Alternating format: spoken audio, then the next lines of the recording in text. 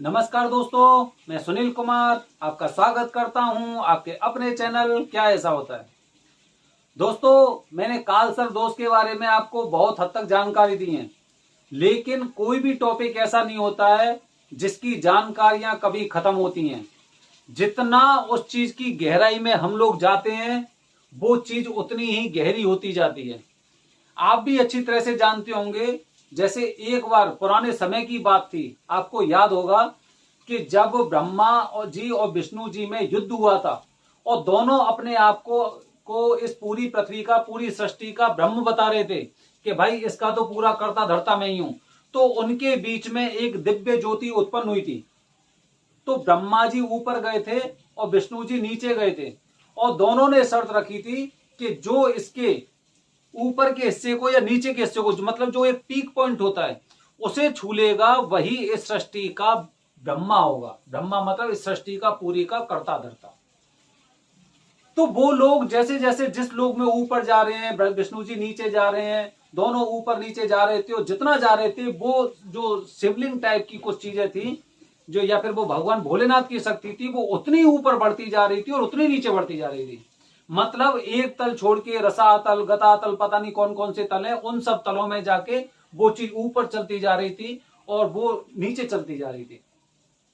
मतलब लोग जितना उसकी गहराई में घुसते हैं, उतनी ही वो चीजें आगे आगे बढ़ती जाती हैं, क्योंकि इस सृष्टि का कोई सीमा नहीं है। तो ऐसे ही अगर कुछ एक दोष होते हैं या कुछ किसी तरह की कोई पूजा होती है, तो हम ये नहीं कह सकते कि हमने पूरी जानकारी दे दी।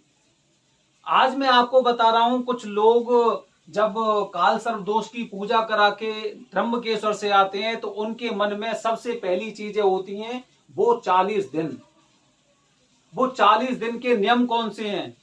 वो 10 तरह के लोगों से बातें सुनते हैं और 10 तरह की बातें उनके दिमाग में होती हैं, और 10 से 20 हो जाती हैं, 20 से 40 हो जाती हैं, और उसी जाल में वो फंस जाते हैं कि आखिरकार वो 40 दिन के नियम कौन से हैं, मैं कौन से नियम का पालन करूं। और उन्हीं पालन करने में या नियम के बारे में सोच सोच के वो पूरी तरह से उन चीजों से भटक जाते हैं।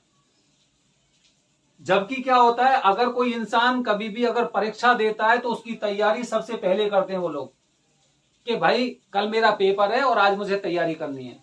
ऐसे ही अगर आप भी कालसर्प दोष की पूजा कराने जा रहे हैं, तो आपको भी उसकी जानकारी पहले होनी चाहिए, जिससे आपको बाद में और कुछ ऐसा विरोधाभास ना हो, आपके मन में 50 तरह के सवाल ना आए। जैसे कि एक जो हमारा व्यूअर है, जिसने मेरी वीडियो देखी, उसने एक सवाल किया मुझसे कि आप बताइए मुझे कि कालसर्प दोष की पूजा कराने के बाद जब 40 दिन के नियम होते हैं, तो मुझे किसी ने बताया कि भाई आप अपनी पत्नी से संबंध नहीं बना सकते। मेरी बात हुई, मैंने उनसे कहा कि भाई ऐसी तो कोई बात नहीं है, क्योंकि ना तो हमारे पंडित जी ने बताया और ना हमने कहीं से ऐसी चीजें सुनी है, किसी से नहीं सुनी। फिर इसीलिए जब थोड़ा सा मुझे भी डाउट हुआ कि भाई अगर ये इतना पूर्ण विश्वास से बात कर रहा है, तो चलो ठीक है, मैं भी देख लेता हूं, मैं भी पूछ लेता हूं। फिर मैंने आज पंडित जी से बात की थी। वो पंडित जी छोटे मोटे पंडित जी नहीं है। अगर त्र्यंबकेश्वर अगर आप जा रहे हो और किसी से भी अगर उनका नाम पूछ लिया त्र्यंबकेश्वर में, तो कोई भी इंसान होगा जो वहां का रहने वाला होगा, वो उनके घर का पता आपको दे देगा। इसका मतलब आप समझ रहे हैं कि उनके बाबा, दादा, परदादा जाने कितने सदियों से इस कार्य को करते रहे हैं। जब मैं भी नासिक में त्र्यंबकेश्वर बाबा के यहाँ पर जब कालसर्प दोष की पूजा कराने में वहां पे गया था, तो वो अभी पूजा नहीं करा पाते हैं, वो उनके बेटे अब इस काम को करा रहे हैं। इसका मतलब आप पूरी तरह से समझ सकते हैं कि ऐसे ही ये पीढ़ी शुरू से जाने कहां से और इसी कार्य को करती आ रही है। तो फिर जब मुझे एक डेस्टिनेशन ऐसा मिल गया जहां पर मुझे ऐसी इंफॉर्मेशन मिल सकती है, तो मैंने उनके लड़के से ना पूछ के उनके पिताजी से बात की, और आज मेरी बात उनसे भी हुई और उनके बड़े भाई से भी हुई। और मैंने दोनों से एक ही चीज का प्रश्न किया कि इस चीज को मैं भी जानना चाहता हूं कि इस बात में सच्चाई कहां तक है। तो उनके बड़े भाई, अब बड़े भाई हैं तो बड़े भाई के पास ज्ञान भी तो ज्यादा होता है, तो उनके जो बड़े भाई थे, बड़े भाई से जब मेरी बात हुई तो उन्होंने मुझे बताया, पंडित जी के बड़े भाई, मैं उनके लड़के की बात नहीं कर रहा हूं, तो उन्होंने मुझे एक बात बताई कि जैसे ही आपने कालसर्प दोष की पूजा करवाई है और पूजा कराने के बाद से जब तक आप घर नहीं पहुंच जाते, अपने घर नहीं पहुंच जाते, तब तक आपको इन कार्यों को नहीं करना चाहिए। तो इसका सीधा सादा मतलब, सीधा सादा अर्थ अब आपको मेरी वीडियो के माध्यम से मिल गया होगा।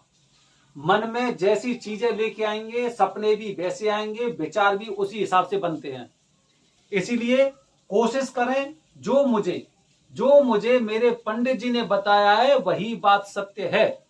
मैं उन चीजों पे चलने वाला इंसान हूं। अगर मैंने कहीं पर शिव पुराण में या फिर किसी ग्रंथ में या किसी महाभारत में या फिर किसी कल्याण में, गीता में, कहीं पे भी मैंने अगर कोई चीज पढ़ी है तो मुझे उन पर विश्वास होगा। और मैं जब उन्हीं चीजों के बारे में जब पंडित जी से विचार विमर्श करूंगा तब उसका और अलग निष्कर्ष निकल सकता है। लेकिन जब पंडित जी मुझे इस तरह की चीजें बता रहे हैं तो मतलब उसमें कोई दो राय नहीं है।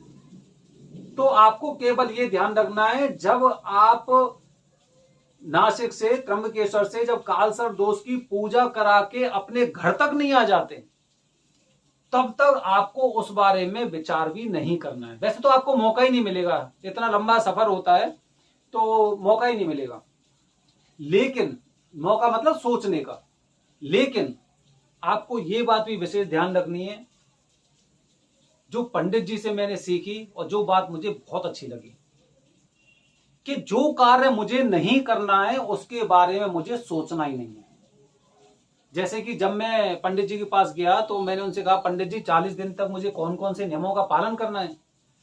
तो पंडित जी ने कहा कि मैं एक बार बताऊंगा, बार बार मैं बोलूंगा नहीं, क्योंकि मैं बार बार उन चीजों का नाम भी नहीं लेता। इसलिए एक बार सुनना और तुम्हें ये ध्यान रखना है कि उन कार्यों को करने के साथ साथ उनका नाम भी नहीं लेना है। नाम भी नहीं लेना है, वो सबसे इंपॉर्टेंट बात है।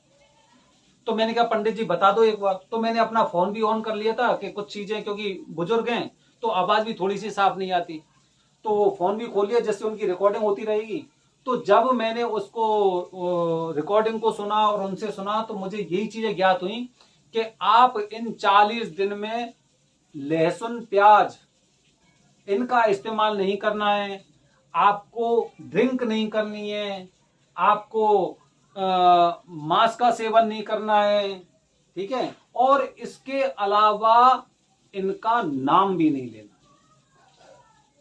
रही संबंधों की बात, तो जब आप, वो नियम आपके लिए केवल तब तक है जब तक आप पूजा करा के त्र्यंबकेश्वर से और अपने घर तक नहीं पहुंच जाते।